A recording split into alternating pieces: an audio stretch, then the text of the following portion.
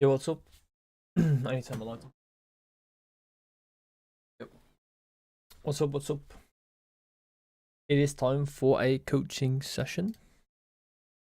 Oh,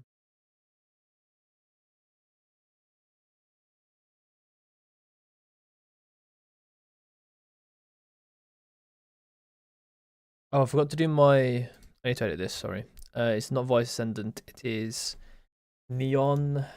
I didn't actually look at the mission yet. Or the VOD from the player. It is Iron 2 on Lotus. So we'll just do Iron 2 neon. Neon Iron 2 coaching session. Okay, nice. I'm also actually really quickly going to go on to one of my videos and just yoink the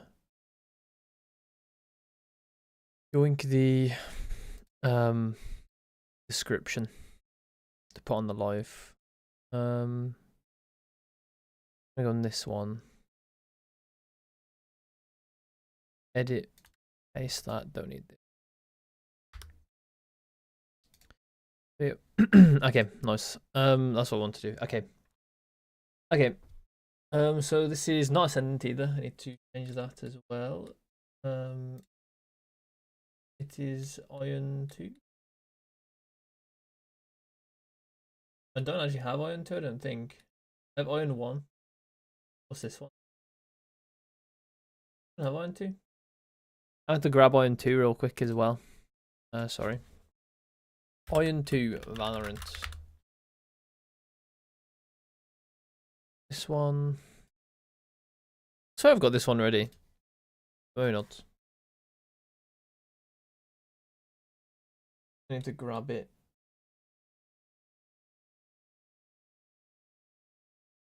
Good enough, I think. I need. I think we get the snap roll. And then get rid of it.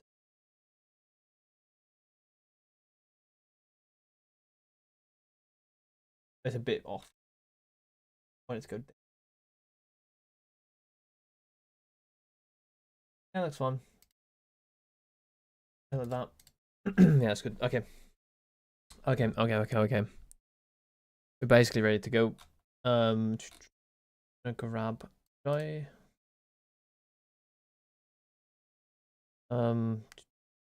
Where is?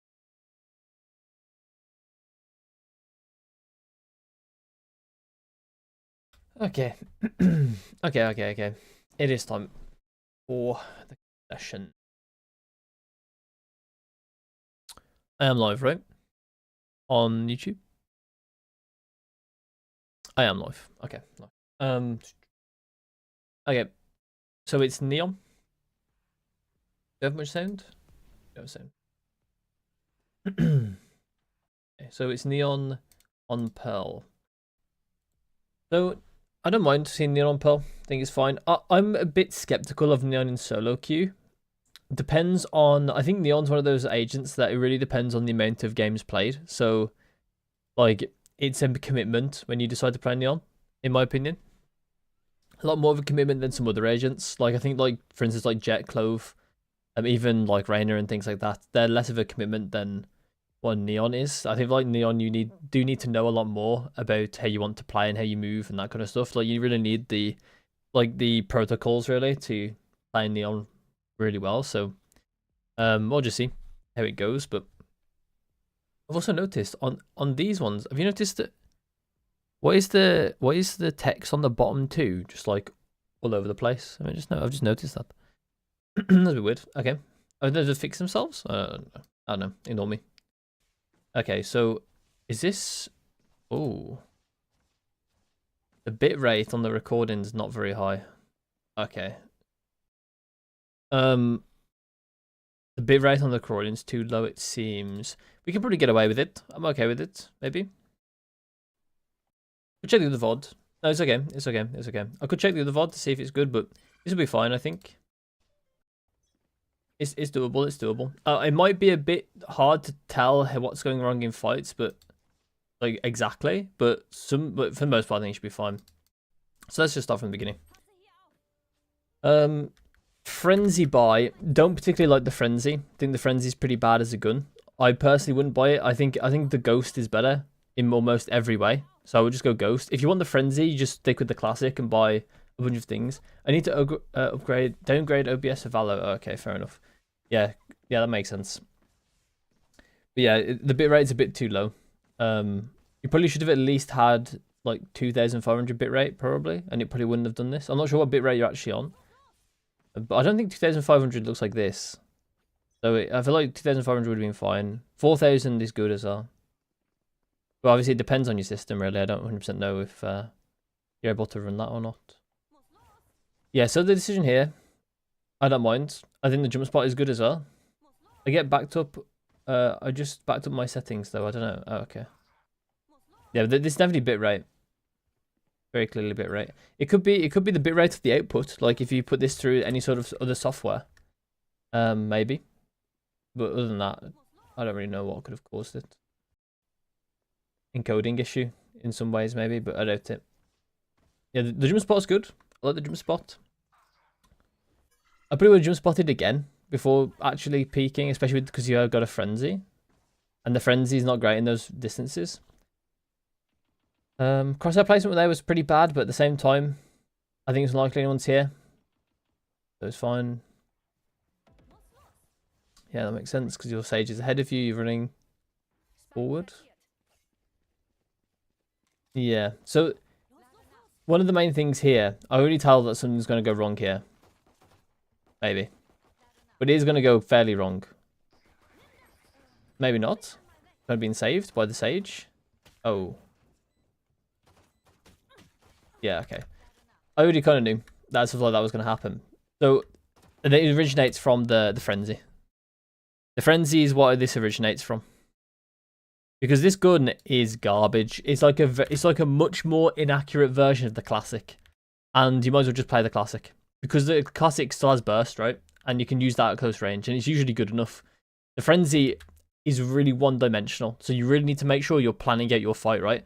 And because you didn't plan out your fight here, you kind of just went to a long angle. Because this is obviously a very long angle, right? This one. And you kind of got to some smaller angles over here, which could have saved it. But yeah, this one really wants close fights. And you didn't really find them by flanking. So I understand flanking might not have been necessarily your plan, considering you're on defense, and when you can make plans more readily on defense, but at the same time, maybe you're a bit more, you weren't focused on what you were going to do. That could be a thing. So maybe you weren't really focused on like, if they go B, what do I do when I'm on A? So maybe we should think about that as well. We're having like plans for what the start of the round looks like compared to the end of the round. But yeah, this originates from the Frenzy. So I think if you had a Ghost here, or a Classic with armor or something, or Classic and Util, it would have been much better for you overall in these fights. I probably would have prioritized the Ghost. But I'm also not a Neon player. But based on like ranges, right? I would probably go a Ghost if I was thinking about flanking and playing B long. But if I was thinking about playing a bunch of close angles, I'd think about the Classic. Obviously, it's probably a lot more complicated than that, considering it's Neon, and there might be some reasons why you don't go certain ones or others, or maybe the Classic you can get away with more because you can get into better angles, like better closer angles because you're playing Neon, right? You're more mobile, so it would make more sense that the Classic is probably good there. But I don't know without proper like Neon specific knowledge for this, like for the map, I guess. Because I would say that Neon is one of my weaker agents in terms of like knowledge for. Definitely not weak, but it's one of my weaker ones out of all the agents, I think. Just a heads up, really. But so I won't, there's like super specific things I probably won't know, but like general things I'm gonna be quite good. I'm gonna be fine with. But yeah, okay. The buy is fine. The Marshall, that's good. I'm fine with that. Did we buy full armor in it? We couldn't, right? No, we can't. That's fine. I'm okay with you not having full armor, but because you have a Marshall, but I think otherwise you probably want to go prioritize full armor. But with a Marshall, I think it's fine. Yeah, kind of unfortunate we didn't get that. Let me have a look at the shots again. Yeah, so this is crosshair placement. I understand kind of why you're there on this, but you can kind of see, right? So the clove kind of went just below your crosshair. But when you've got a Marshall, and you know you're against like the second round buy, you can just aim for a body shot because they're not going to have armor. And if they do have armor, it's going to be light armor. They're not going to have full armor. So you can just aim for a body shot. No need to aim at head height. I would just be aiming around here because I know that one shot's going to kill because I have a outlaw in the second round buy for my team. And it's very unlikely that they do have that heavy armor to counter me. The actual shot itself was not great in terms of like fundamentals as well. You can see that I'm pretty sure we shot, right? We were running, right, when we shot? No, we didn't. Okay, we didn't run because it didn't tell me on the error. So the reason why I thought that for a second, oh yeah, we didn't shoot. Yeah, okay. The reason why I thought that for a second, because I didn't slow it down like frame by frame, was because of we basically flicked and shot at the same time, right? You can see that you were like halfway through your flick while the recoil was still going off. Like over here, you're still flicking. You're still flicking over here on this, and it's like the backswing of the shot. Like it's on the recoil of the shot. So usually when you want to shoot in this game, you usually want to be moving and aiming in the same motion and then shooting at the end of that motion. But because we have a scope weapon here, we have a marshal or a outlaw or an operator. Obviously in this situation it's an outlaw. But if we have one of those, marshal's a bit more lenient with this. But the operator and the marshal and the outlaw, those two, they generally want to be in place and not moving when you actually start the fight, because they just have a one-shot kill weapon, and they're one-shot kill weapon generally in their good situations. At least the operator is always, but the outlaw in good situations will be, and in this situation I reckon it probably would be. You generally would be standing still because there's no reason to move around and make your shot more accurate because you're going to kill them in one shot anyway. And if they get a chance to shoot you, it most likely is just because unfortunate circumstances, shall we say, with we're just not shooting fast enough, basically, or we're just letting them get the kill basically on us. Let me see this again. So the clove ends up dying to your teammate while you're reloading. I don't know what the tower is doing, but yeah, once again we're kind of aiming too high. Okay, we go back to aiming quite low though, which is quite good. The enemy clove does that. That's fine. Okay, that's nice. I like that. We go back to it though. Yeah, that's fine. I'm okay with these kills. The pre-aim is a bit off, but honestly, it's nitpicky. It's actually they're pretty good two set of kills. Like the only nitpick I can say is like your aim should have been here maybe, like on the corner, like just or slightly away from it on the angle. And you maybe skip this angle. Like I would probably swing a lot less wide here, because you are like open yourself up to too many angles, right? Because this is one angle, this could be an angle, this could be an angle. Look, there's a multitude of angles there that you're kind of fighting at once with how wide your swing is, when you could just do a slightly less wide swing and not expose yourself to as much as this part of the screen. So then you can still get these two kills, or still, ideally still peak this angle, regardless of what the ISO is doing. But you still will peak this angle, and maybe you'll peak the next one. But what I mean is, you'll peak this angle and then not have to peak or not have to fight this at the same time, and then you can slice the pie and peak the next part, peak the next part. So I would say it's a bit too wide of a swing, but generally I would say that that was pretty good. 2 kills, to be honest. Just I would say that the peak was not nitpicky, like how much you went out. I think that is a genuine thing that you should be thinking about with how wide you swing. But the actual crosshair placement I think is a bit more of a nitpick, so it's not too much of a problem. But we've already talked about the crosshair placement in other part in like B-Long and briefed on the frenzy round. So, but I imagine it will come up again because generally, crosshair placement can be quite a difficult thing to get right in these ranks. It just isn't something that a lot of people think about, or when they do think about it, they don't think about it. They don't think about it constantly, so they make mistakes with it. Once again, we're a bit high with that crosshair placement, even though they probably will have body armor. So maybe you do want to actually aim for the head there. So I'm okay with that, but still was a bit high for the head. Yeah. I don't know what we're going for here, but I don't mind where you've come from, but I also... Yep. Let me think. So I think... I don't mind you going through mid. But what I would say is that the reason why I don't mind you going through mid is because this angle here is more favorable than this angle for the marshals, sorry, for the outlaw. So if you wanted to dodge the close range fight over here and go around to here, then maybe that arguably makes sense, right? Because then if someone's here, they might try and fight you in these close angles instead of... Obviously, this is like marginally better for you, but not really like miles better anyway. But like, I understand the thought process if that was the case, but it doesn't look like that's the case because you kind of just run in and don't check any of that stuff. So it doesn't look like that was the thought process. Yeah, that's fine. Maybe a bit too while we're reloading there, but doesn't matter too much. Oh, yeah. Okay, so this is one of the bigger things about Valorant is that numbers advantage. So when you have the numbers advantage in a 3v1, especially when you're like low HP, well, not really, especially when you're low HP. Well, actually, we didn't know that. When you're like 3v1, well, one of the best things about being in a 3v1 is that you can set up really good plays as the 3 that the 1 is incapable of beating. So things like you can do things like swing off me, contact plays where when someone contacts, the other one swings, or like high lows, that kind of stuff. And those are only possible when you have multiple players alive.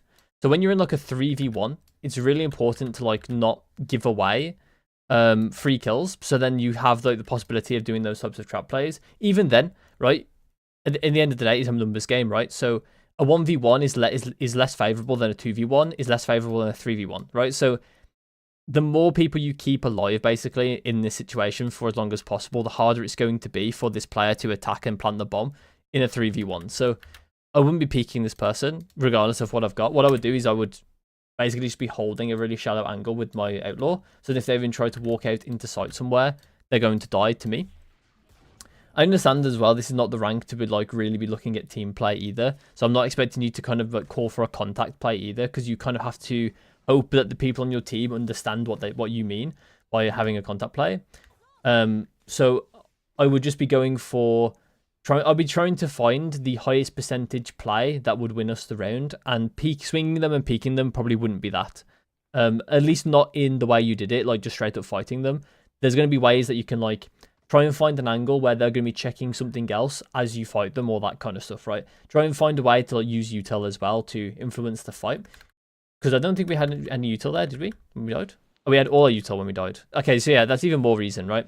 Is that if we had all, like, because we got all our util, if we hear them run at any point, they just get stunned by you, and then you can just run at them, or like you can just swing them off the stun, right? So things like that. I wouldn't be like straight up fighting the person. I think when you're in like these high number situations in solo queue, when you're in the outnumber situations like 3v1, 4v1, whatever, right?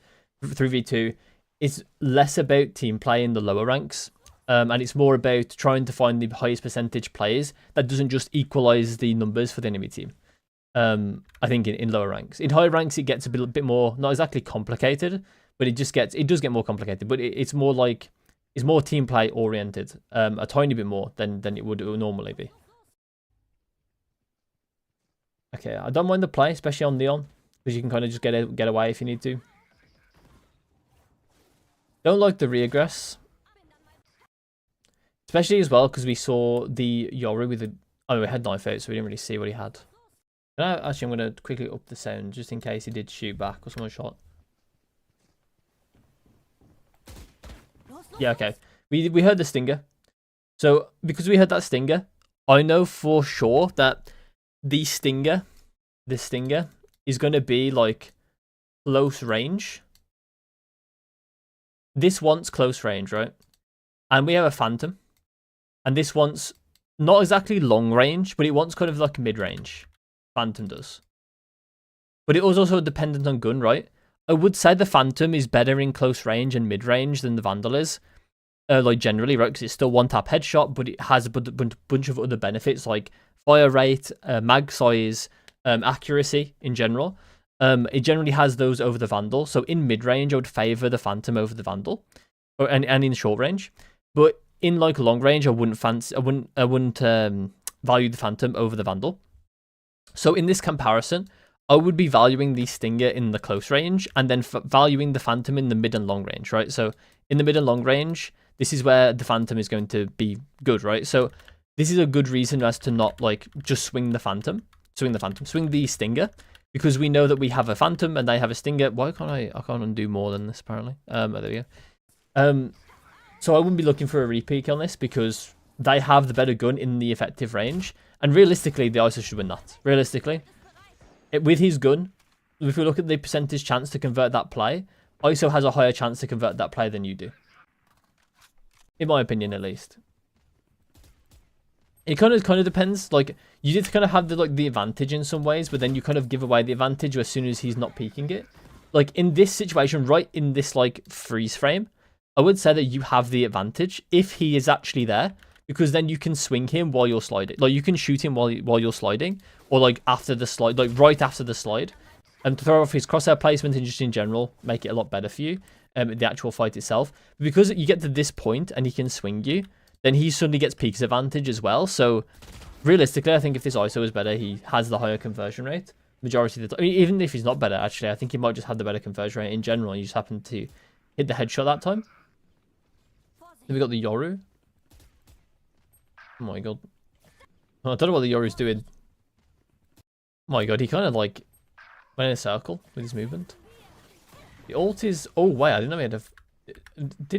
I didn't even see that he had a Bucky. He didn't look like a Bucky. That looks like a Phantom to me. But I think it's because of the bitrate, but... Yeah, that's fun. Yeah, that's a bit risky. If you could tell it was a Bucky, then it's risky. I'm not sure if I could actually tell if it's a Bucky or not because of the bitrate. But if you could tell it's a Bucky, same thing applies. Like, you don't really want to be walking into or running into the Bucky's effective range, right? You should try and find a range that the Bucky's going to struggle at. Yeah, it's a Bucky, but I'm not sure if you can actually tell what gun it is. I'm not sure if you can. Because of the bitrate, I can't quite tell if it's easy to tell what this is. Because I can't see it properly, right? So I'm not actually sure if it is, like, really easy to tell. But if it is easy to tell, I feel like it would be, but I'm not sure. Without seeing it again, I guess, seeing it in like normal game, normal circumstances. But yeah, once again, same thing applies as the Stinger, right? You just don't want to be playing in the Bucky's effective range if you have a better effective range in other places, right? If you have a higher chance of conversion in other effective ranges. So if you have that, because you have that Neon ult, right? It's really good in like mid range. So try and look for that mid range fight instead, or Phantom once again mid range. Try and find that mid range fight instead. That's fine. This guy just have his headset apparently. The clove. And yeah, the flank is fine in general. Don't win the flank because your teammates. I'm pretty sure you know where they all are. Pretty sure we do. Yeah, we do. At this point, we definitely do. So no, I don't mind it at all. Okay, nice. Next one. There are some things mechanically as well, but I go over them a lot in coaching sessions. So I will still go over it. But yeah, just know that I've got a lot of like coverage of mechanical stuff on my channel and on coaching sessions, so you can have a look at that stuff to help you as well. So once again, this is also crosshair placement here, speaking of mechanics. But crosshair placement is not really mechanics, but it is mechanics in some ways too. This is not really where you want to play placing your crosshair, right? The head height is like around here, right? This is where you're going to face the danger here. So this is like, I'm not sure exactly what you're kind of aiming for here, because if they do jump up, then this is where their feet's going to be. Like if they jump up, I guess if the feet jump up on here, and then maybe it's going to be like near head height, but not super close to it. I mean, yeah. I mean, I kind of understand what you're looking for. You're kind of just looking if someone is going to jump up, rather than actually be ready for the fight. And then we swing. So it's kind of the same problem as what we picked out on the Outlaw. Back it over here, right? With like, we kind of just peeked too many angles, and what it worked out with the Outlaw round, you can kind of see how it didn't work out here, where you kind of had, it doesn't help your crosshair placement either. Like if I was peeking this, if I was peeking wide straight away like this, my crosshair would probably be up here somewhere, maybe in the off angle over here, but generally it's going to be up here somewhere, but there probably. So we kind of just peeked too many angles at once, and once this is like slicing the pie. And the reason why you slice the pie here is because of this wall. The reason why you slice the pie versus like, you'll see pro players, right? Sometimes they'll do like slicing the pie, if you know what that means, right? I've mentioned it a lot, so if you don't know what it means, please say. If you don't know what anything I say means, then please say. But like slicing the pie is basically like isolating angle, isolating angle, isolating angle, right? That's basically what it is, right? And they'll do that when the angle is a lot closer to them than what they expect the opponents to be, because they don't really leave the opponent a chance to find, like, see the shoulder first, really. I mean, they do kind of sometimes. It kind of really depends on where the opponent is, and sometimes they can be very unlucky about it. But generally, that's how they're going to deal with it. Deal with, like, peeking all these angles at once, or, like, peeking all these angles, instead of just peeking them all at once. And in the flip side, if it is further away from you, say if you're peeking this angle, you can afford to walk because you're further away from the angle, basically. And it's on them to kind of like come into the angle swinging, because they're going to give away their shoulder first if you're slow swinging something, or if you're slow peeking something further away. That makes sense. But yeah, in this situation, this is definitely a slice of the pie, because there also is so many angles for you to clear, right? Because you're going to need to clear this first, then you'll clear this, then you'll clear probably not that. You'll probably clear like this, and then you'll probably clear this, like this angle. That's probably how you would do it. If you want to go even further right, you would then clear this corner, and that's how we would go. Because we just like fully swung out, we kind of just put ourselves in like a terrible position instantly, and then we feel the pain. I think that's a combination of not slicing the pie or like not peeking correctly, along with crosshair. Actually, your crosshair placement was different than what I actually originally thought it was, wasn't it? Oh, it was here. Okay, this is where your crosshair placement was. It is better than what I thought it was. It just needs to be a bit more this way. Not exactly on Yoru's head. Yoru's head is irrelevant. Yoru's irrelevant here. The crosshair placement is like just a bit away from this corner. It just so happens where Yoru is, to be fair. But yeah, that's where the crosshair placement is if you're going to do this type of swing. But I just wouldn't do this swing in general. Just try and make sure that you can slice the pie with it. Obviously, it does depend as well. I think this swing overall anyway is one that you don't do without util. Like, you should probably get, like, we don't have a silver dart. Maybe you get a knife, maybe you get a flash, probably a flash from KO. That's probably how it would be. But obviously we're in like low ranks, so it's gonna be hard to have proper team play. So yeah, because we can't get that proper team play, it is all about like slicing the pie and taking the fights correctly. Yeah, crosshair placement and yeah, peeking the angles, breaking all the angles up. Okay, so then we've got an operator in B. I don't mind the operator. Wait, he's an operator, right? This definitely looks like an operator scope. Yeah, it is okay. Once again, I think we aim a bit high, right? This, once again, same problem as before. I'm a bit high. We don't need to get headshots with the operator. We can afford to get body shots. Especially with the operator. Out of all the guns in the game, body shots are completely fine on this gun. Ideally, actually, they're better on this gun, because headshots are more unlikely to happen. Or more unlikely because they're just smaller, right? You don't really want headshots. You don't really go in for the headshots with the operator. There's no need. With the flank. I'm not sure I like flank with the operator. Flank with the operator does feel quite bad, generally. Like, it's very rare you'll see someone flank with the operator. And the reason why is because of how mobile you'll generally need to be to, like, outplay your opponents on their flank. It kind of depends on the situation. It's usually best when you can contain them. And it hasn't happened at all in this game. You just kind of turned into you just being there, I guess, because the flank didn't really matter. Then it's just the split that's left, just the people from art. Yeah, you just hold this. Once again, a bit too high on the crosshair placement. We kind of saw it there.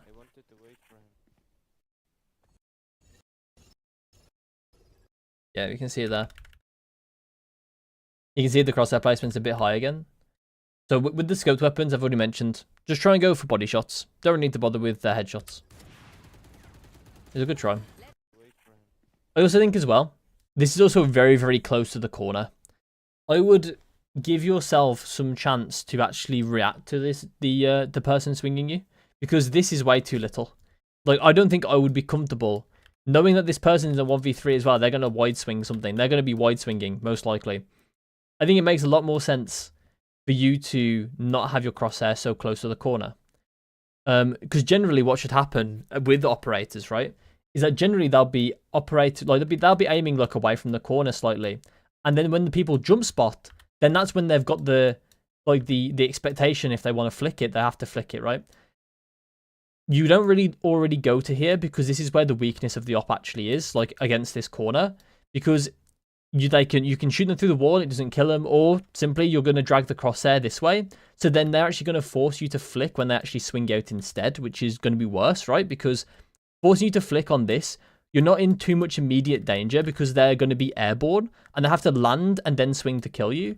But then if they dragged your crosshair over to here and they swing, and if you foul that flick, then they're just going to kill you because they're just standing there looking at you. So you've got to be careful that you don't put yourself in that kind of position. And you need to make sure that you are keeping your crosshair away from the angle that you're aiming at. And this goes for not just the operator either. It does go for like vandals and things as well. It's just accounting for your reaction time, basically. You've got to make sure you account for your reaction time. And I know it's like tempting to put your crosshair in a position like really close to the angle because, you know, it looks cool when people do it on like tens or whatever, right?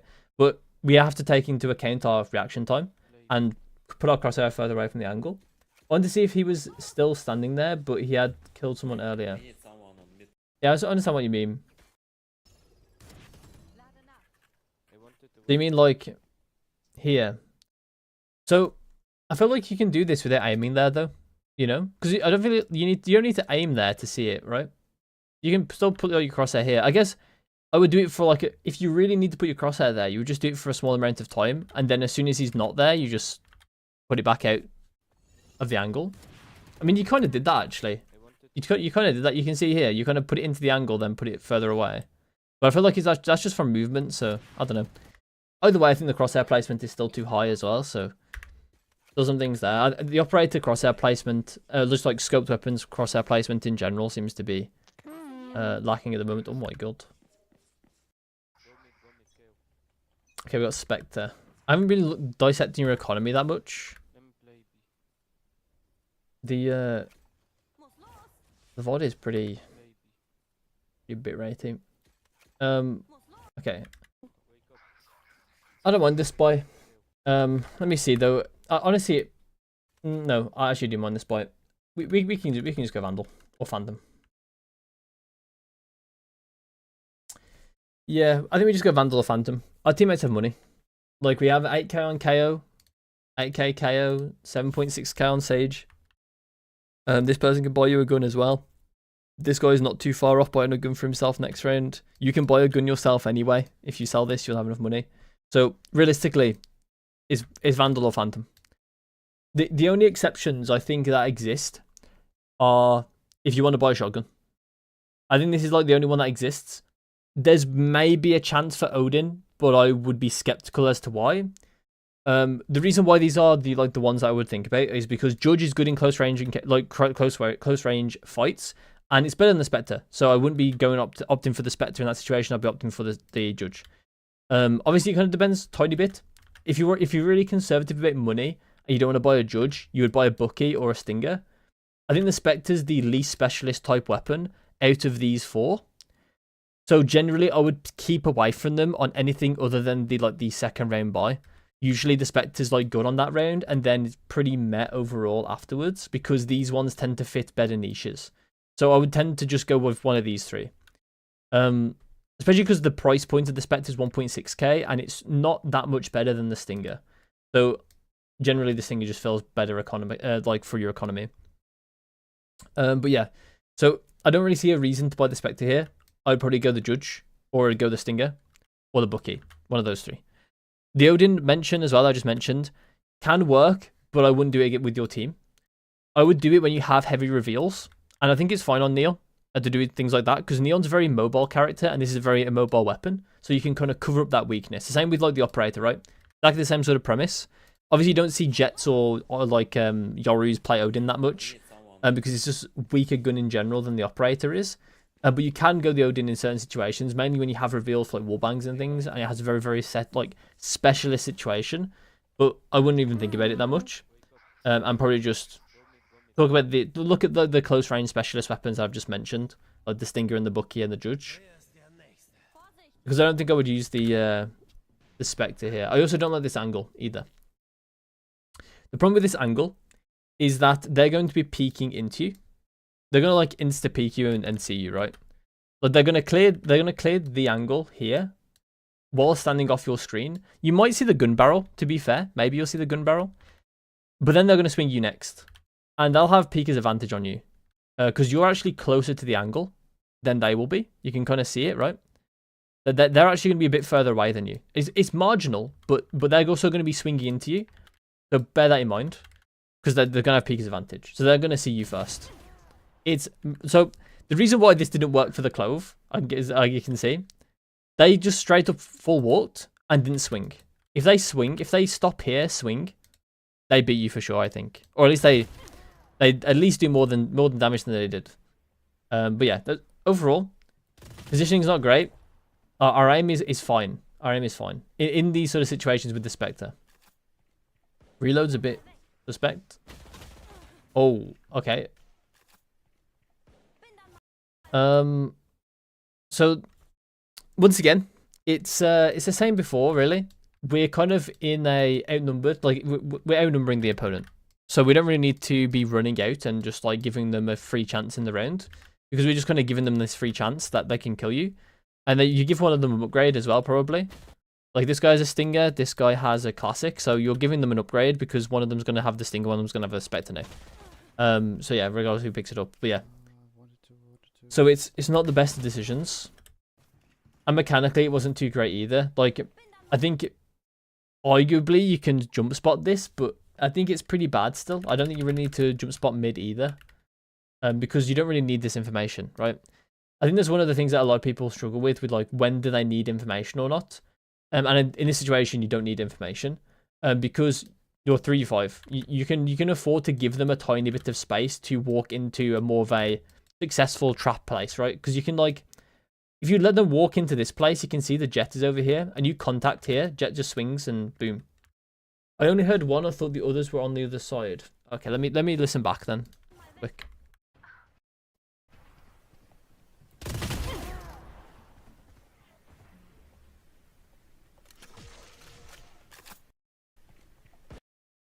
Okay, I see what you mean. So there was one walking up here, and then they went silent, so they started walking here.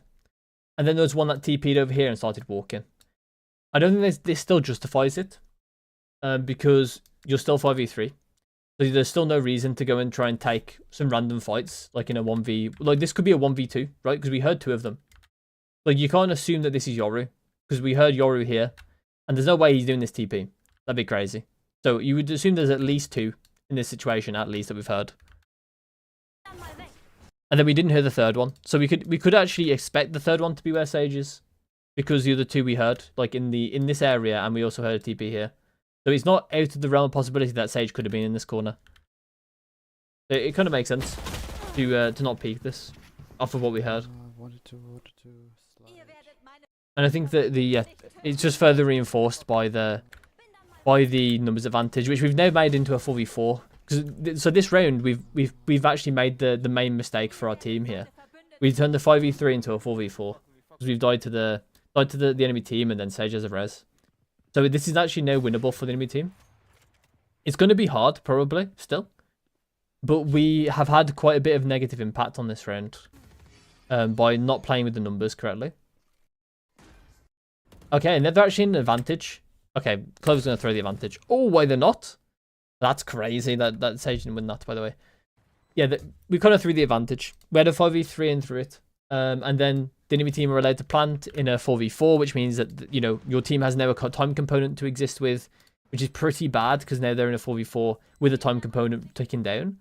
But yeah, I'd be very surprised if your team wins this with the operator and the retake. Okay, the operator won. They got that kill. I'm still be surprised if your teammates win this. Oh my god, wait. Your Jet is smurfing. Wait, okay, all Clove is just trolling. I'm a cool speed. Yeah, I think I would say the enemy team more threw, like, this was like a counter throw from the enemy team. Because realistically, they had no reason, they had no way to lose that. And they managed to find, like, the only way to lose that. Which is crazy. But yeah, also I mentioned about, like, numbers advantage. That was a really, really important round there. Where numbers advantage, we kind of just ignored it.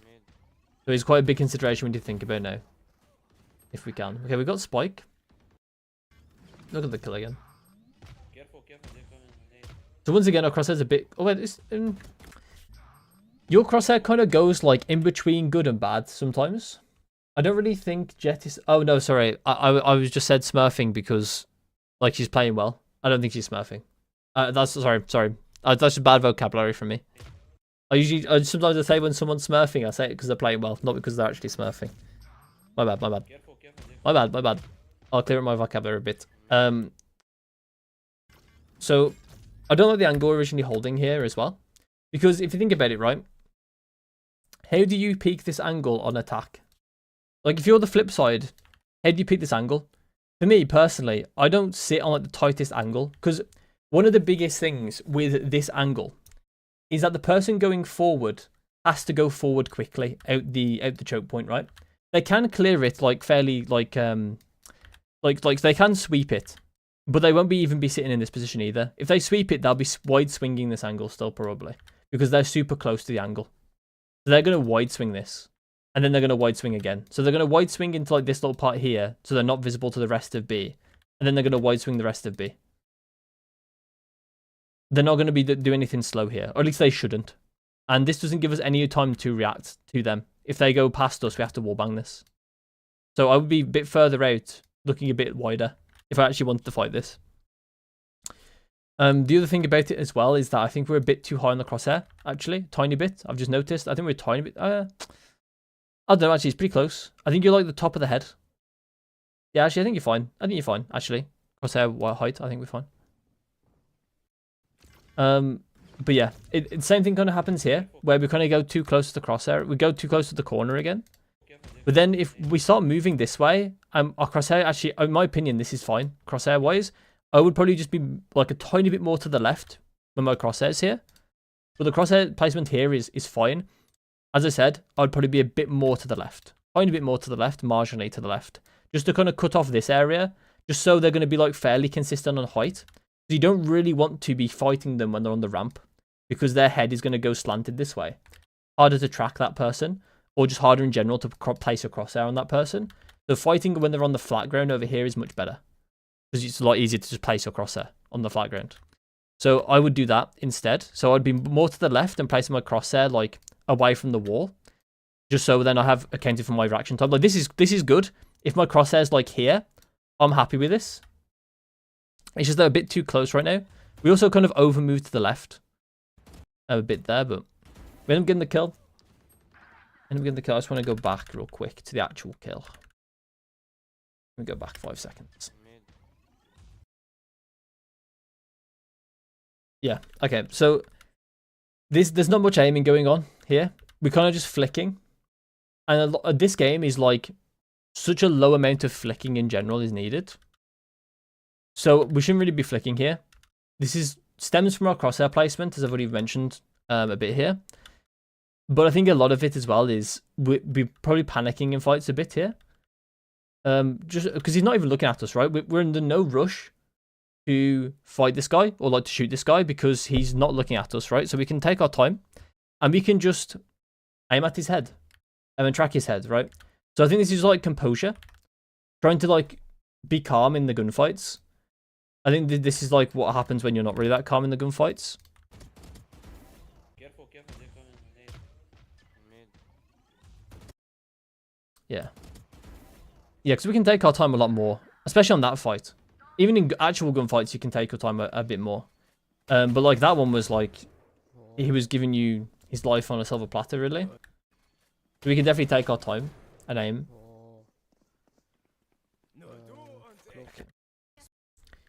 Don't need to care about our teammates. Teammates are doing nothing that we need to be concerned about. Next is... Okay, sheriff round. Once again, don't like the sheriff round. Don't like this. Don't like the eco we're taking randomly here. To me, this is a vandal round again, or phantom round again. Like our teammates have money. We should just ask. Or the 3 teammates with money. This is like auto. We're always gonna ask. Even if they don't give you a gun, it's worth trying. It's at least worth asking for like half the buy phase or like 3/4 of the buy phase, just for the off chance that they decide to buy you. Even if I don't think it even would be an off chance. I reckon a lot of people probably do buy for you. in low ranks. In all ranks really. I reckon that the majority of people will buy for you. I think it's just like there are obviously those horrible people that don't, or like sometimes they just don't not look in properly, or they're AFK at the start or something. But like generally people are going to give you a gun if you ask for it. So I would just ask for it, and then if it didn't work out, you just buy a gun in like the last 5 seconds of the buy phase. But yeah, I think you can still afford a Phantom really anyway, or like a Vandal anyway. You just go light armor.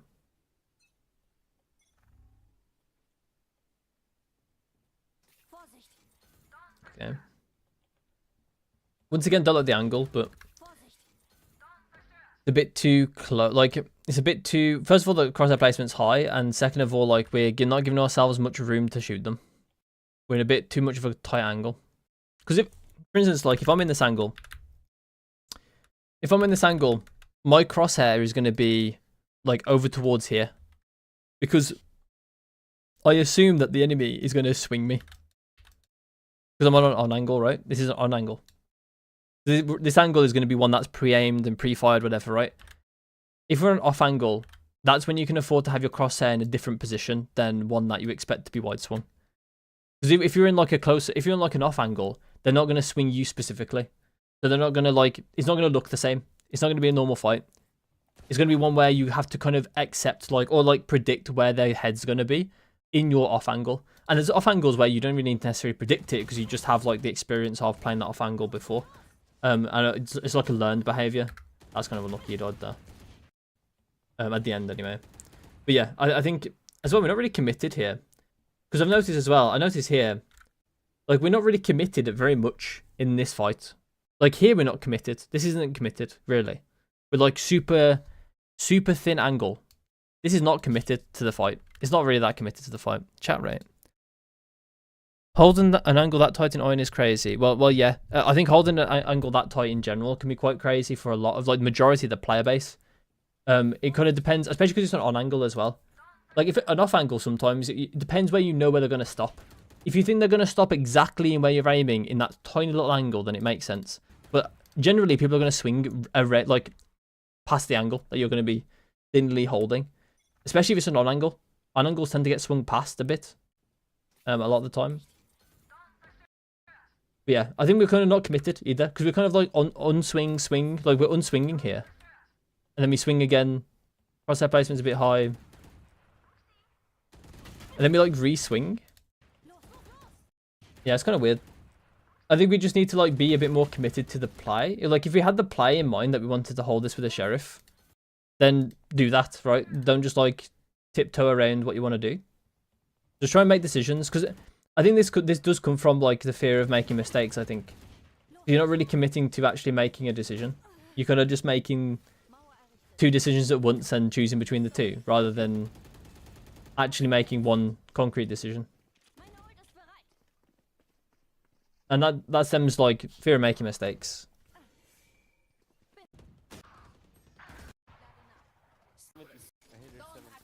Yeah, so the way to like get through that is going to be to kind of not have value in the reward of like ranked, right? And at the moment, I'll be honest, it's super easy to not have a reward in ranked, like to not like feel rewarded by RR in ranked, like ranked rating, because there's actually nothing to think about in like ranked rewards. Like you don't really get anything. You get like a buddy and that's it.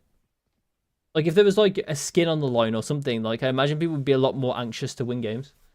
But like right now it's literally ranked rating in a buddy, so it's like it's really, in my opinion, it's really easy to dissociate needing to win like Valorant games at the moment, like ranked games. I'm not saying you should throw your games, but what I'm saying is that you should be focusing on improving rather than winning your games. Because if you're good, if you've improved a lot, you're going to be good, and then you're going to win your games because you're good. You don't have to think about RR at all in that process. Doesn't matter. I mean, it's kind of like how old games, this might be speaking to my age a tiny bit, but it's like how a lot of old games worked.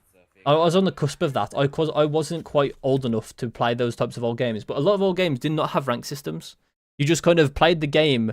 You would play against other high-rated players that would just have the same MMR as you, but there was no visible ranked rating. And then you would go play tournaments, and then that's how you would play. So a lot of people didn't even have access to that kind of stuff, and you just kind of play to get better. Like this type of like the RR system or like league point system, whatever you want to call it. This is where like a lot of like this anxiety, like decision anxiety, kind of stems. I mean, to be fair, it probably did happen in the past as well with those types of games, but in the different ways. There's also commitment, I think. Is either commitment or movement here. We're kind of moving back into the cover. But realistically, we can just stop still and shoot the guy. Like, in this fight. At this point, I would not stop moving. I would be moving either left. I mean, I might even be moving... Sorry, left. Left and then pointed right. I'll be either moving right or I'll be moving left. Obviously, the two options to move sideways. But what I mean is by that, I might decide to move back left. Like you did just. But at the same time as moving, I would be aiming again. I would be aiming here while moving. And then as soon as like my crosshairs on the head, I will stop moving and shoot. Instead of just like doing that basically. I don't mind the ult. But I think you ult beforehand. But I understand that maybe you didn't know what you were getting yourself into. Maybe you did.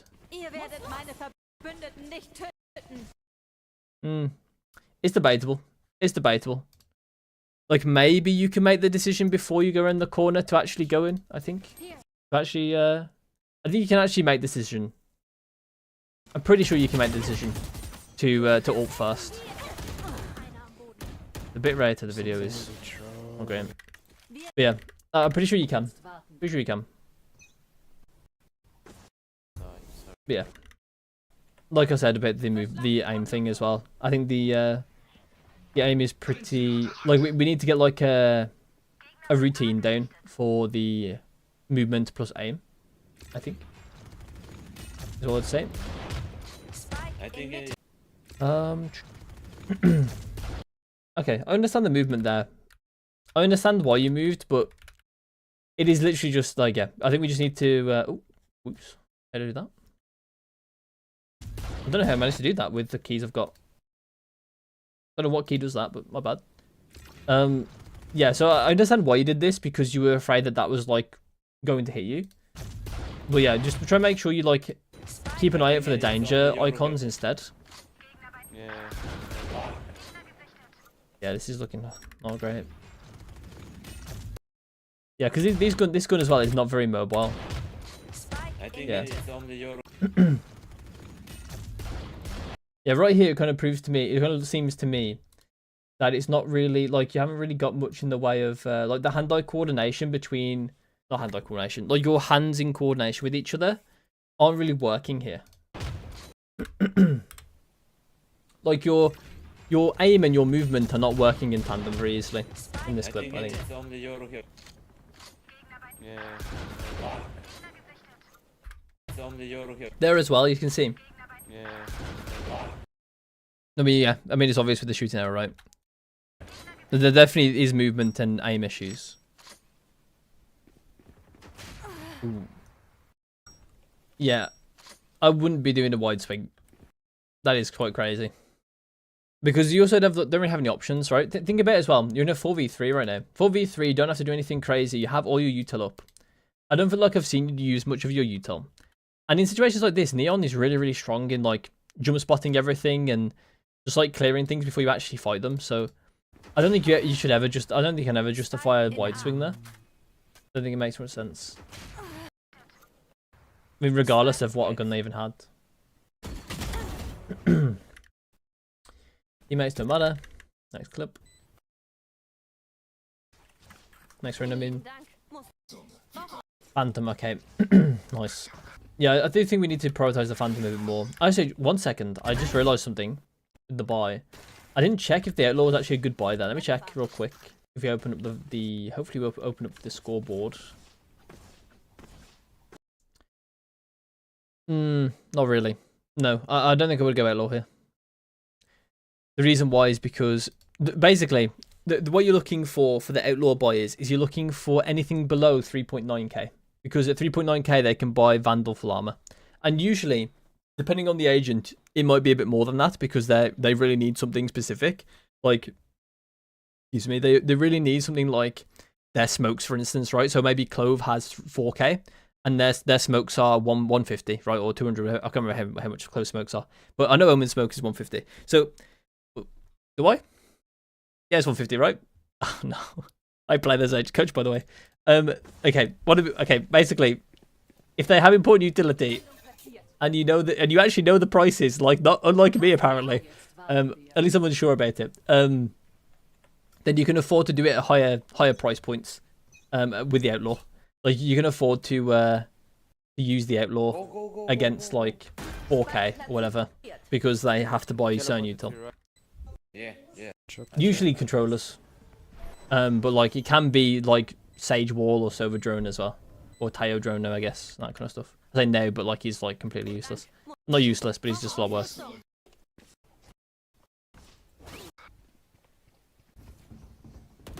Okay.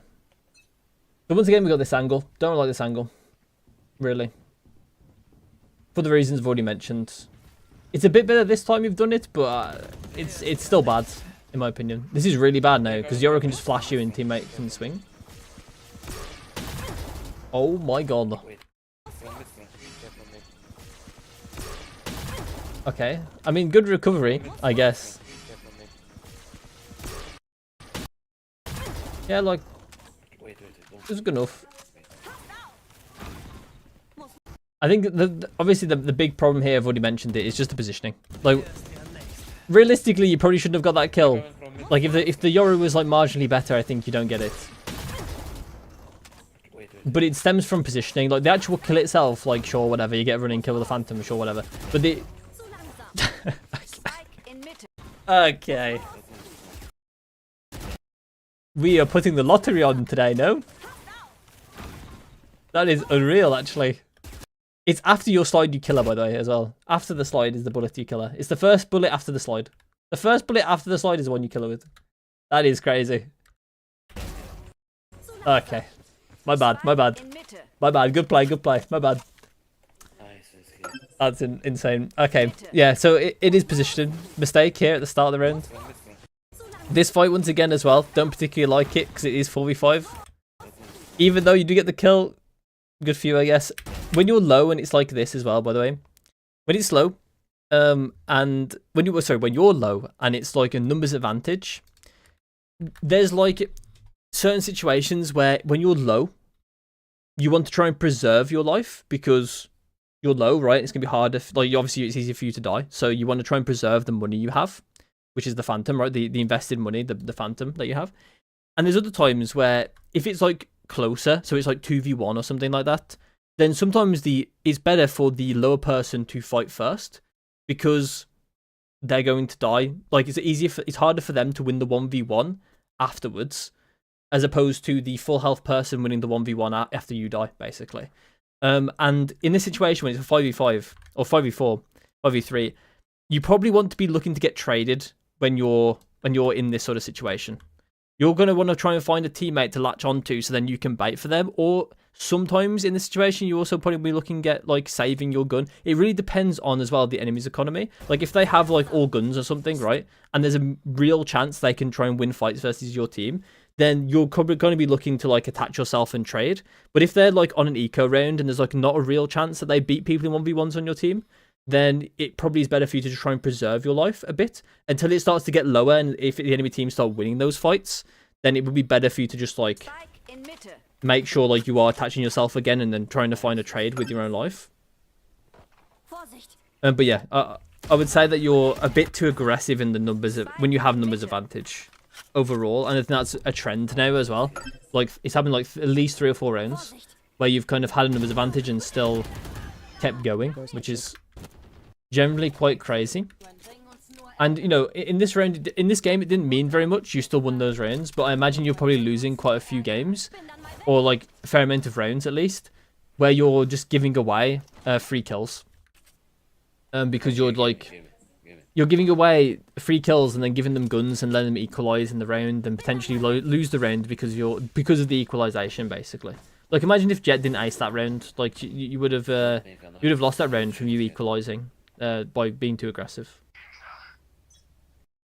Okay, this round we go Ghost. I find it quite actually.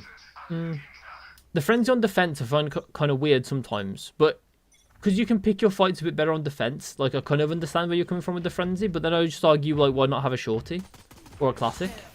Like those two are just gonna be better in the frenzy situations. But I like this buy more. I like this buy more. I would probably still favor wall over stun, but I think it depends on what map you're playing. Like on Pearl, or going A, or going B, I like the wall a lot more personally than the stun. I think the stun can be a bit harder to get value with on the sites on Pearl. Just because the wall is really nice as well, you can like send it like this. You can send it like this, or you can send it on B. You can send it like this, or you can send it like off like this, and you can kind of get into like these really like scary situations for the enemy team. That's why I like the wall more on Pearl than the stun, but I think it's more personal preference. I imagine that there's going to be pros. I would have to watch pros play Neon to really know what they want to buy on pistol, because there's going to be situations where I'm sure the stun is better. I just don't know what they are. But yeah, I would probably prioritize the wall, especially because I think the wall generally on like pistol range, I think actually the wall is generally more selfish overall, while still kind of achieving what your team wants to achieve as well. But the stun is good for taking as like a specific fight, but a wall can get you into really strong positions. It can block you from darts and all that kind of stuff. So I think I do favor the wall, even in like solo queue applications, just specifically on pistol on Pearl. Let me actually watch the rain because I was too busy yapping. Yeah, this is fine. I mean, it's fine. It's just that I think while you're sliding, our mouse is quite dead. I mean, it's not that dead. It's still quite dead. What I mean by that is we're just not moving it very much. Like right here, I mean, is this like maybe reaction time or just like mouse, like just not thinking about moving our mouse at the same time as moving? But we want to try and move our mouse while we're sliding towards this guy's head. Because we really shouldn't be flicking here. Like this is a flick. We don't need to be flicking here because we had all this movement time. We had this many frames of movement of seeing him to move our crosshair towards his head. So at the end of this movement, we really shouldn't be flicking him. We should have already been moved onto his head at this point. I felt like.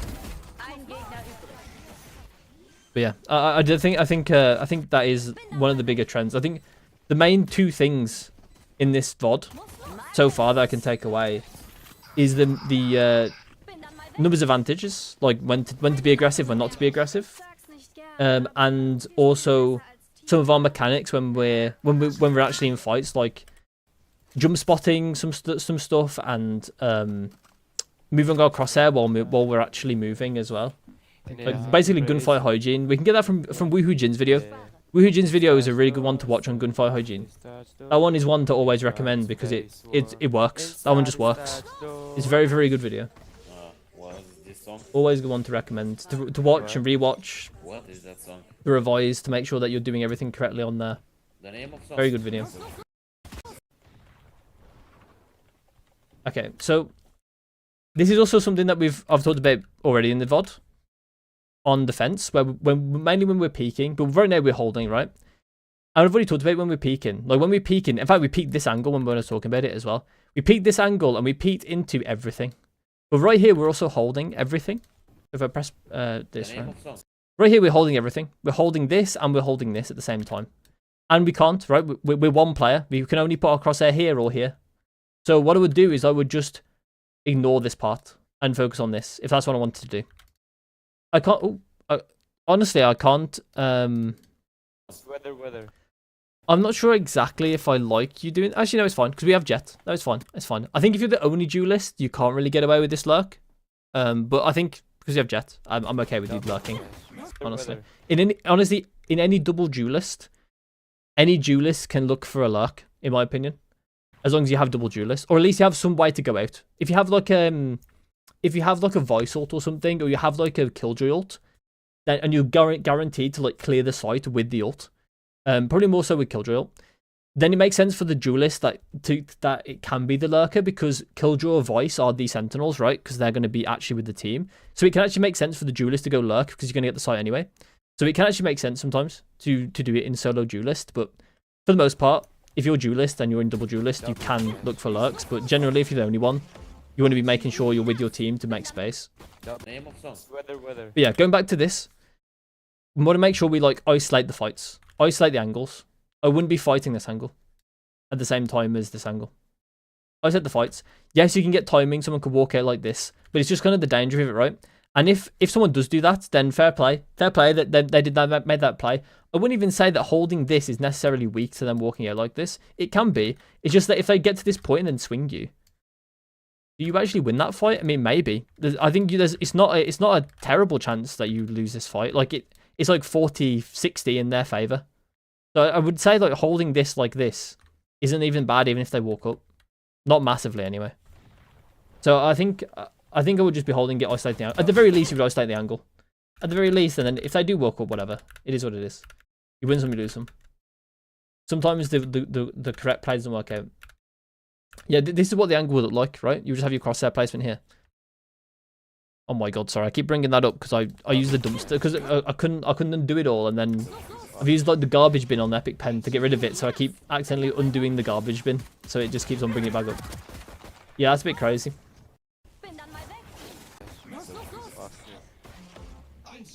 Yeah, so mechanically it's just the neon stun is a bit bad here. We just need to aim it upwards. I don't think we get the same problem marginally with the Teo. I think here it's actually more that we're unaware that he can move right so much.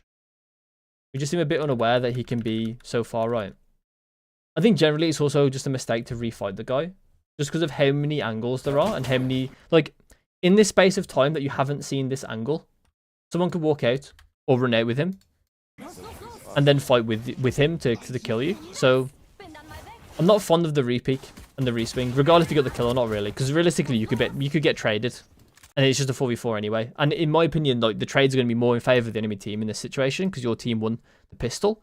So they're going to want the trades more because you are higher value per person, basically. Because that guy had a classic, that guy's a classic, you have a ghost, right? You're 500 credits, he's 0 credits. So if you trade with that guy, they're still plus 500. Because that guy spent 0 money, and you spent 500 money. And obviously it can get worse the higher gun you get, right? Especially if you took this gun with, like a Stinger or something. That's plus 1.1k. Especially because as well, it's also, because it's a weapon as well, it's also power turnover. Like, it flips it. So like, you're not only losing 500 credits, you're giving the 500 credits to the enemy team for that round. And then they can also bring it through depending on the weapon as well. Like if it was a Stinger, for instance, they have that 1.1k credits in that round to deal damage with. And then they also can bring it through to the next round as well to deal even more damage later, especially economic damage. So pretty bad to, I think, to keep taking that fight. But yeah, that's kind of the same thing that's kind of happened what I just described, just in a different form, right? You re-fought. He didn't have teammates with him, but he had a teammate flanking. So he was keeping you there so his teammate could get the flank, basically, and kill you. So it's kind of like the same thing I just described, just in a different form. Where he kind of just delayed for his teammate. So yeah, it didn't really work out for you. Minus 500 there, plus 500 on this round, right? Yeah, and they didn't even spend anything, that you didn't even get the kill. The teammates are kind of trolling this, I would say, but it doesn't really, not really our concern, so it is what it is. Okay.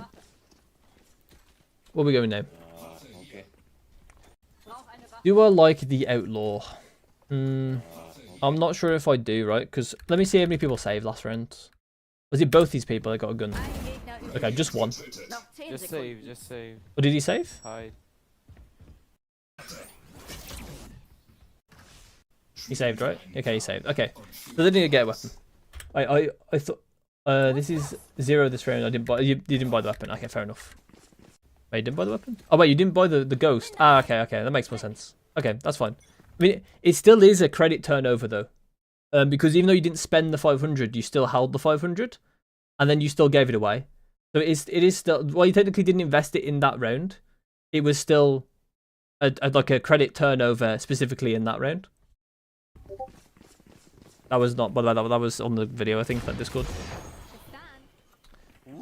But yeah, okay, we kept the outlaw. I need to go back real quick to the economy. I'm not sure if I like it. Actually, I think it's fine to buy something here. I just don't know if I like it with the enemy team's economy. Let me see. Can I? Do you give up? You definitely bring up the scoreboard. Okay, that's not the scoreboard. Let me go back further.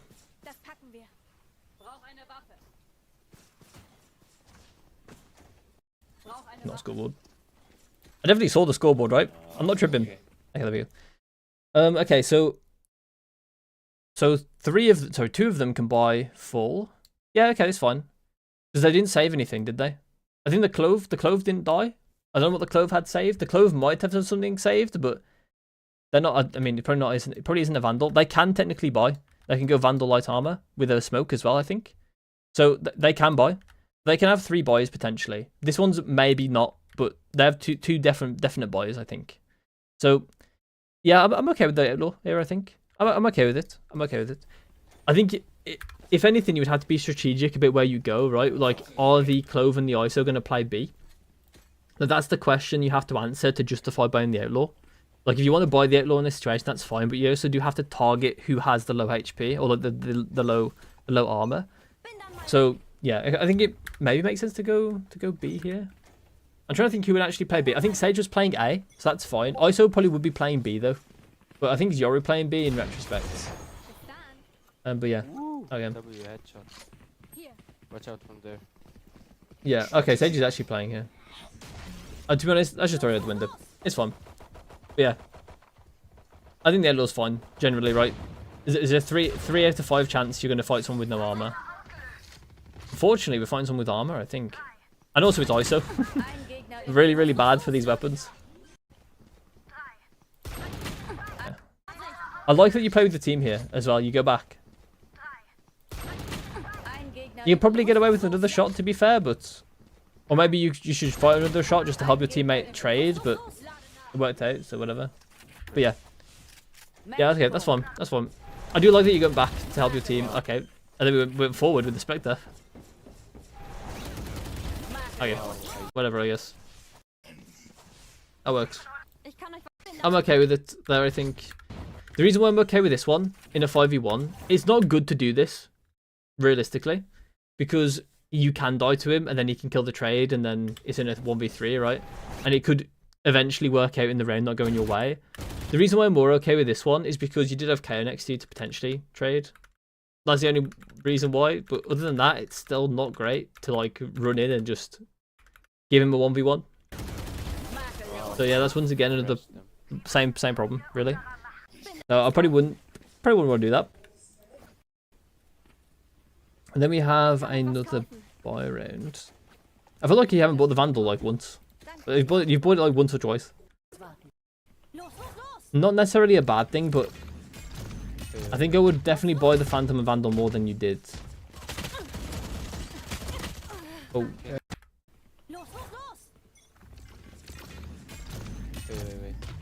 Yeah.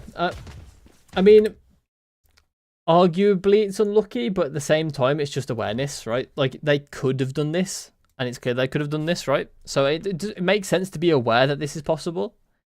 But I understand why you're not aware this is possible. I do understand why. Because I haven't really been that aggressive before. So I kind of understand it. I'm okay with that. It's a mistake for sure, but I think it's just more that you didn't really expect them to be aggressive. So it's just a bit awareness, like trying to visualize where you think they can be. And I understand that wasn't really on your radar, right? Honestly, I think the real problem is like not splitting up on the B take, or like playing like a B take. So like you're just like going into one position, not having map control. But like I don't expect that to happen in Iron, and you can do other things to get out of Iron anyway. So I wouldn't necessarily say like work on your map control, because I don't think it matters. My mates were completely taken apart. Unfortunate. It's fine. It's fine. It is what it is. What did we buy? We bought Sheriff. We didn't have money, right? Why don't the rest of our teammates buy? I like your teammates buy, aside from I would drop an extra Vandal. I probably would drop Jet's Vandal and just ult. But otherwise, I think your team is fine with buy. I actually like the hero rifle on the Sage. Because then the Sage will just like, someone else will just buy a, like you can just buy a shotgun next round or something.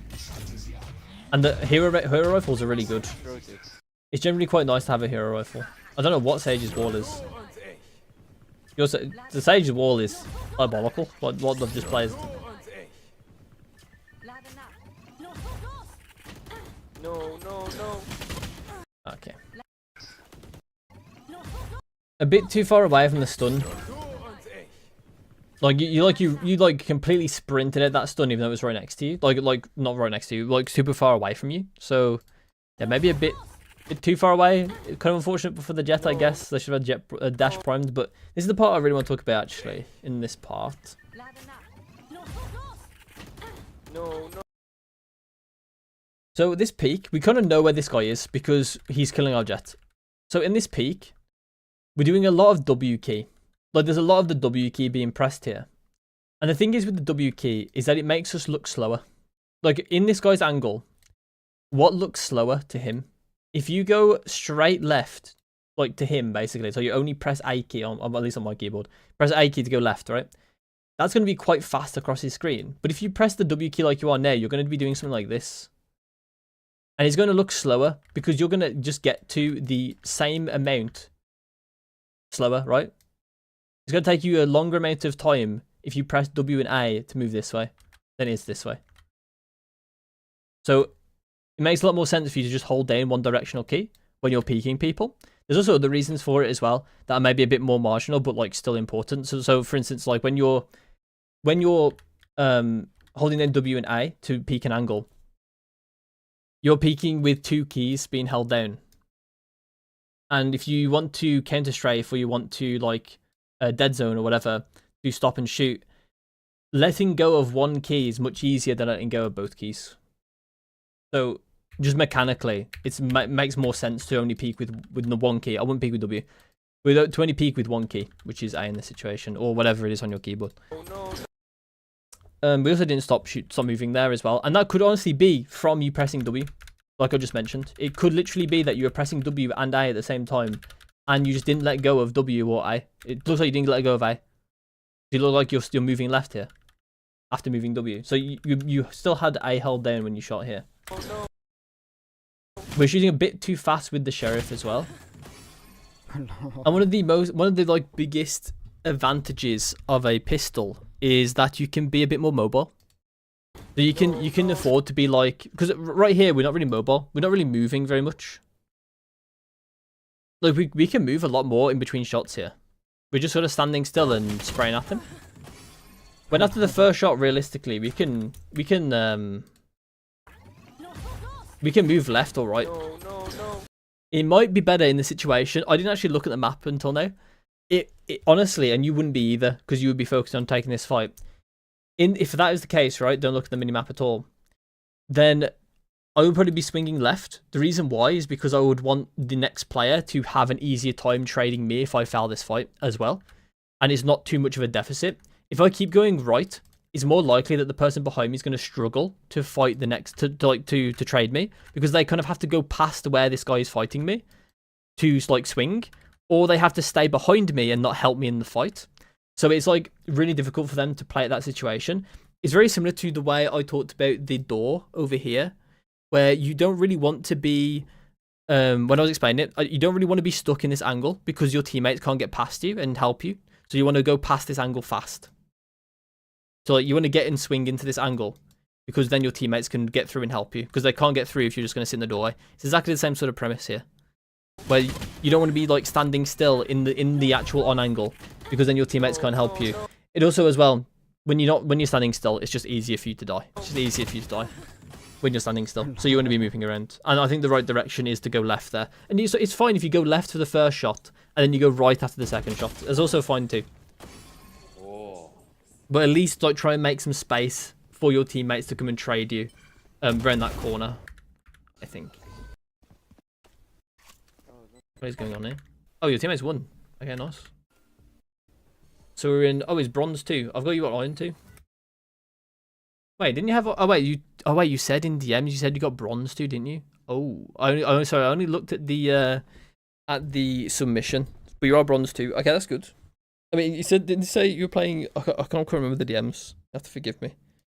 Excuse me again. You have to forgive me. Let me have a quick look.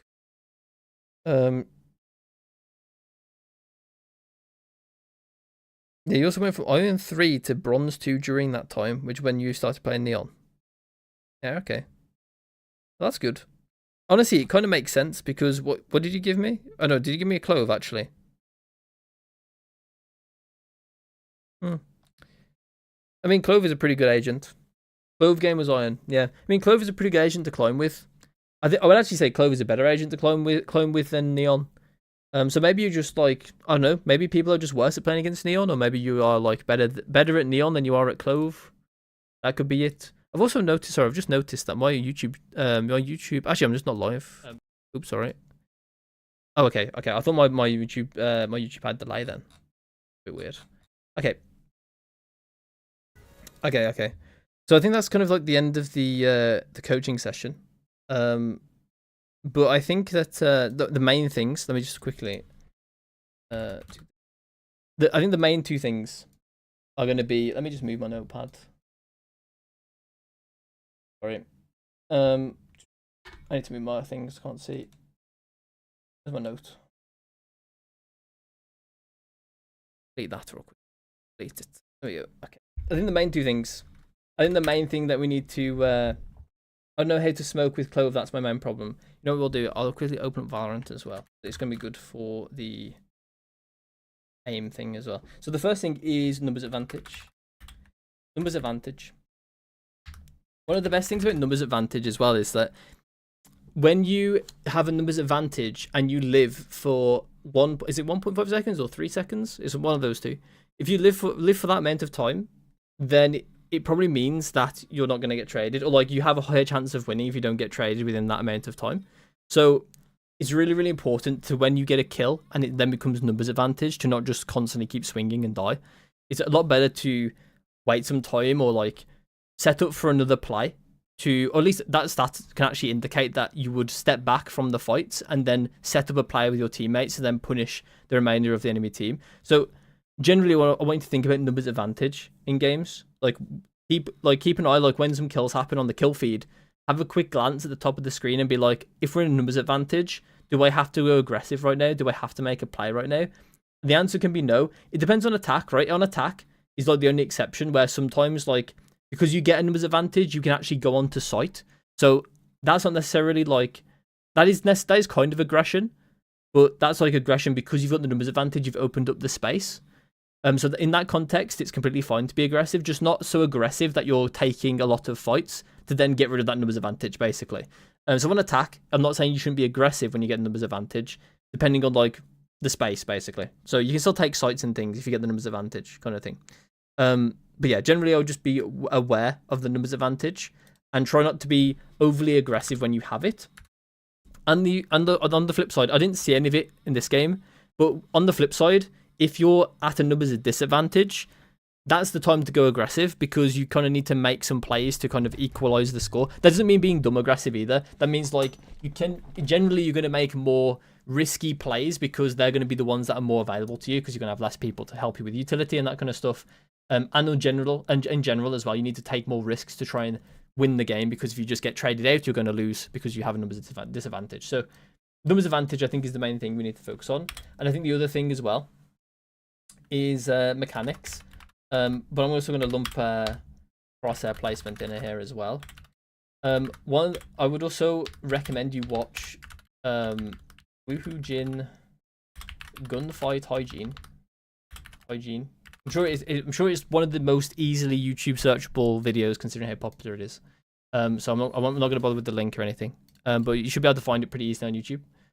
This one. So I'd recommend you go watch that as well. It's a really good video. The stuff that he talks about, like the drills he does and that kind of stuff, I used to go over those a lot in coaching sessions, but generally I think that the video does a good job of explaining those things, so I don't really feel the need to do it. But yeah. And the crosshair placement stuff. For crosshair placement, I usually have a drill that you can do on DM. And also you can look at like things on the map as well. It's not always that easy. Like things like boxes on the map can help you with crosshair placement. I see that in some people's like TikToks and things, but personally I don't think that works for me.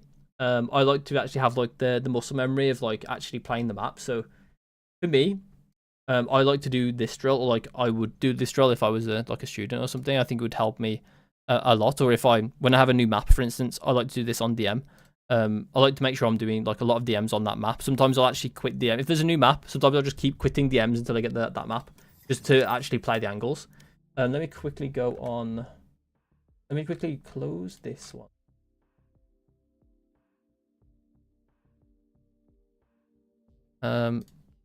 Closed. I'm not going to close the VOD, but I will minimized.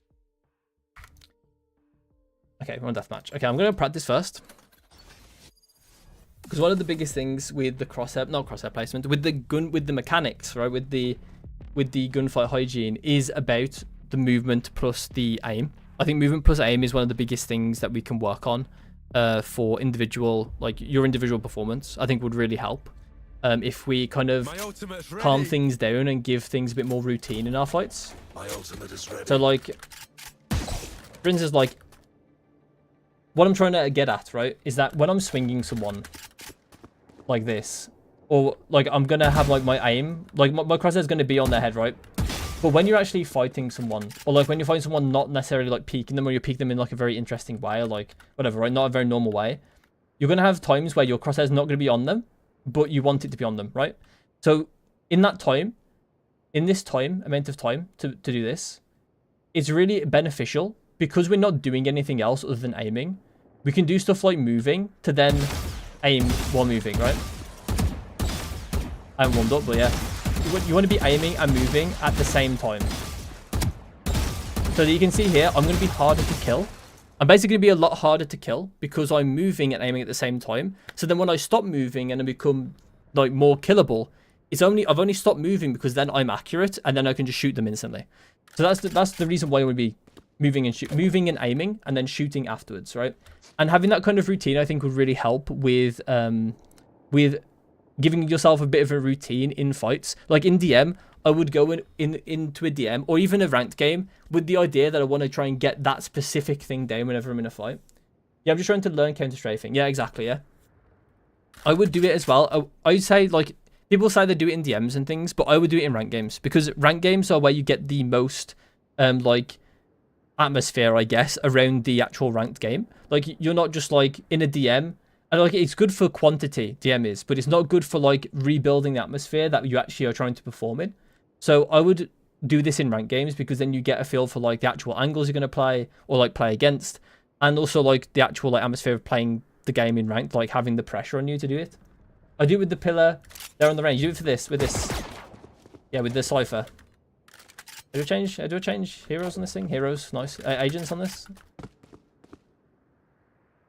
Is it H? I forgot to change agents. Oh, they have to. There we go. That was the wooden one.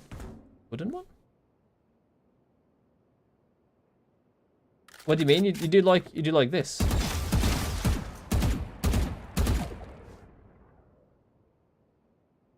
I like that. Okay. I'm gonna show you a different one because this one I think is better, personally. So you're gonna place Cypher in the range, and you place the trips like this.